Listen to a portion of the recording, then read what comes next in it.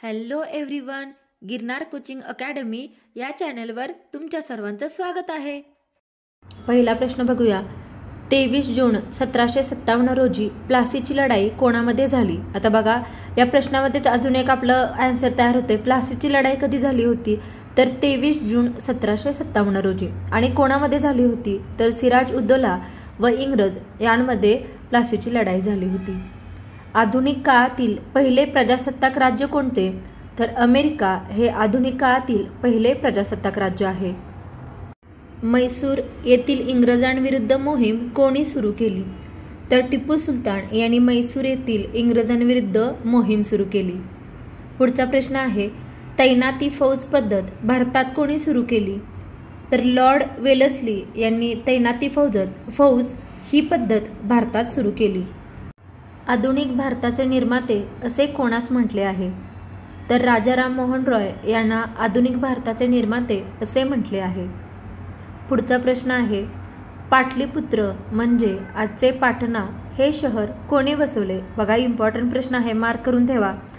तर पाटलीपुत्र असं पाटणा शहराला म्हटलं जातं आणि हे शहर बसवलंय अजातशत्रू म्हणजेच मगधचा राजा यांनी। हा महत्त्वाचा प्रश्न आहे। महाराष्ट्रातील पैठण ही कोणाची राजधानी होती? तर ही सातवाहनांची राजधानी होती। मराठी वृत्तपत्राचे जनक कोण आहेत? तर बाळशास्त्री जांभेकर हे मराठी वृत्तपत्राचे जनक यांना म्हटलं जातं। नेक्स्ट प्रश्न आहे, साल्हेर व मुल्हेर ही शिखरे कोणत्या जिल्ह्यात आहेत? तर साल्हेर व मुल्हेर ही शिखरे नाशिक या जिल्ह्यात आहेत। प्राण्यांचा राजा कोणास म्हणतात? तर सिंह हा प्राण्यांचा राजा आहे।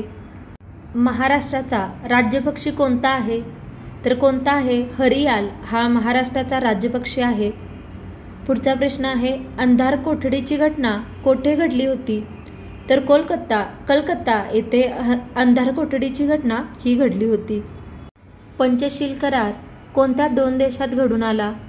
तर चीन व भारत या दोन देशांमध्ये पंचशील करार हा घडून आला होता। सायमन कमिशन भारतात कधी आले होते? तर 1928 साली सायमन कमिशन हे भारतात आले होते।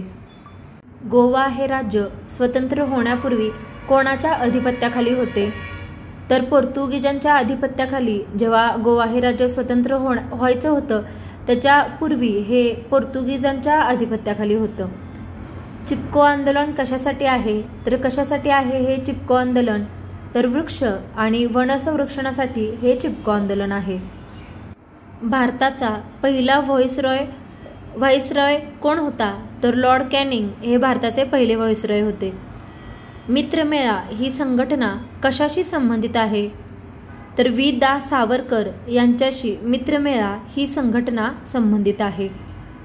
पुढचा प्रश्न बघूयात, इंडियन नॅशनल आर्मीची स्थापना कोणी केली? तर रासबिहारी बोस यांनी इंडियन नॅशनल आर्मीची स्थापना केली। भारत सरकारने कोणत्या साली गोवा हा पोर्तुगीजांच्या जोखडातून मुक्त केला? म्हणजे गोवा मुक्त होण्या अगोदर कोणाच्या अधिपत्याखाली होता? तर आता आपण प्रश्न बघितला, तर गोवा हा पोर्तुगीजांच्या अधिपत्याखाली होता, म्हणजे त्यांच्या ताब्यात होता।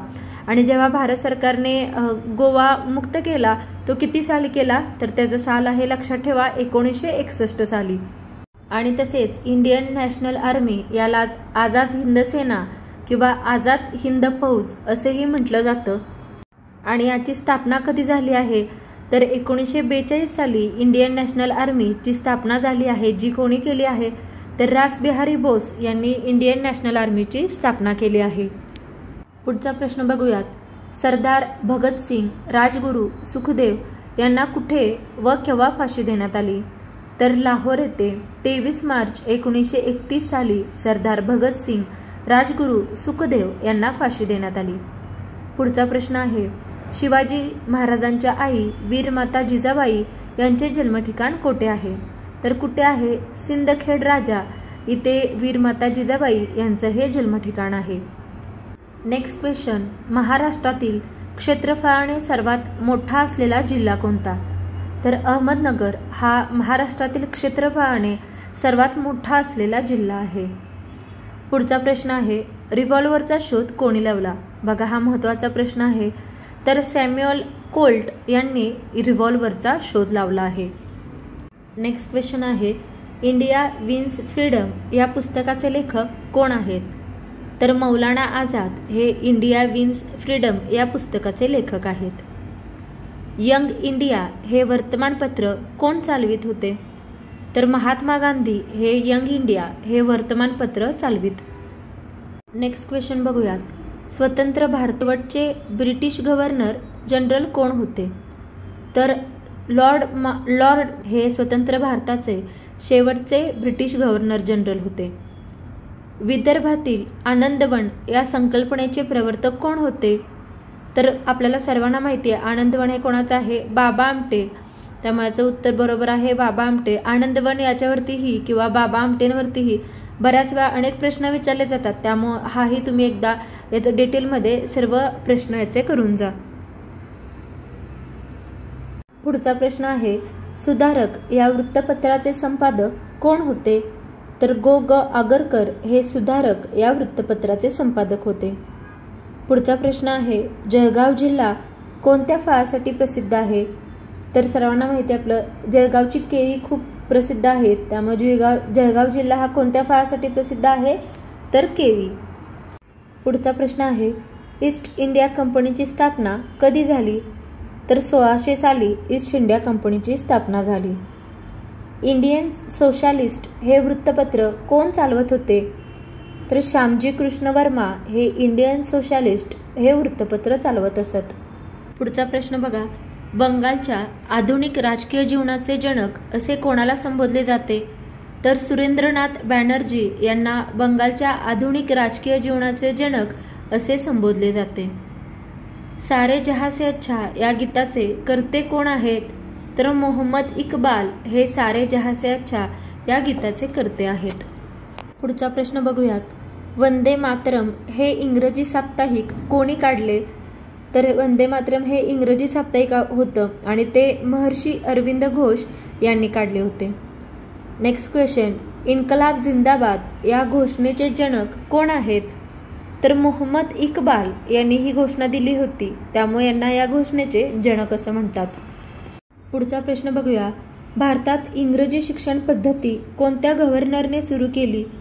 तर कोणी सुरू केली? लॉर्ड बेटिंक यांनी भारतात इंग्रजी शिक्षण पद्धती ही सुरू केली होती. खिलाफत चळवळ कोणी सुरू केली? तर अली बंधू व मौलाना आझाद या दोघांनी मिळून खिलाफत चळवळ ही सुरू केली. पुढचा प्रश्न बघूयात, पेशवाईचा शेवट कोणत्या वर्षी झाला? तर 1818 साली पेशवाईचा शेवट झाला. नेक्स्ट क्वेश्चन, सुभाषचंद्र बोस यांनी कोणत्या पक्षाची स्थापना केली? तर कोणत्या पक्षाची स्थापना केली होती? फॉरवर्ड ब्लॉक या पक्षाची स्थापना सुभाषचंद्र बोस यांनी केली होती.